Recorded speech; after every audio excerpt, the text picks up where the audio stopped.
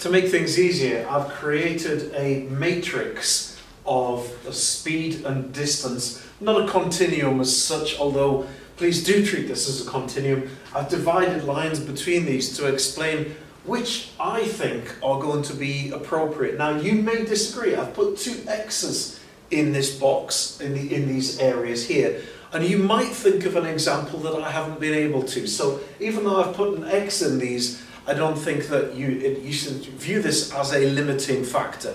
Let me have an explain of this and then see if this helps you. And don't worry, there is a version of this below in the downloads. And before you go and look at the other videos of speed, distance, etc., if you print this thing off, then you'll find that this will help you just to visualize where you think that you could go right or perhaps could go wrong. So what we've got is, we've got on this axis here, we've got speed, slow motion, 1 times or normal, and fast or super speed. Super speed can be anything from 1.5 times up. On the distance side, we've got close, medium, and far. I shall explain. So if we are looking at slow motion and we are close, we would be looking at the joint or a limb perhaps, and that would be the limit of what we'd be looking at there. If we're looking at close distance and we're looking at normal speed, we're going to be looking at a joint or a limb because we're too close to see the whole body, for example. You would not, in my opinion, although I may be wrong, use fast speed observation when you're close up. It's just too much information to process. Now you might be able to think of an example where that is appropriate. For me, I can't think of one, so please do let me know, and if there is something that you come up with that I haven't thought of, I will gladly refilm this and put that in that section. Same with this one over here.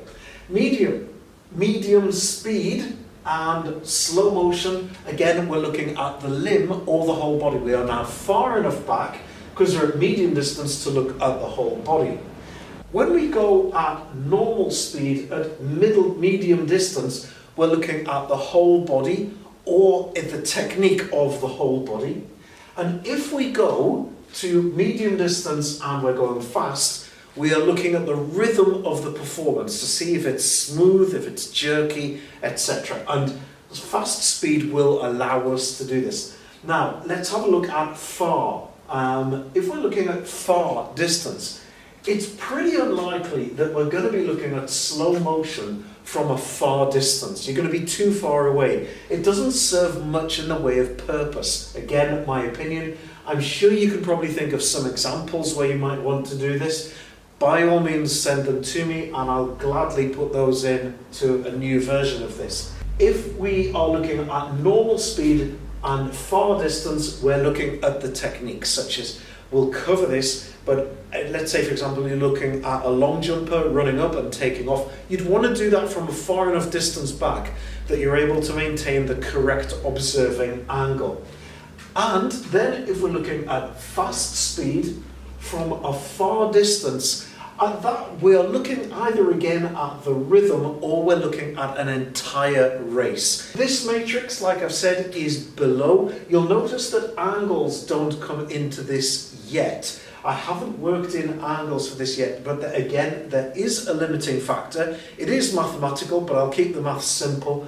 But for now, that is a really simple way of figuring out exactly how fast should the observation be, and what distance should you be. That's a really simple way of explaining that.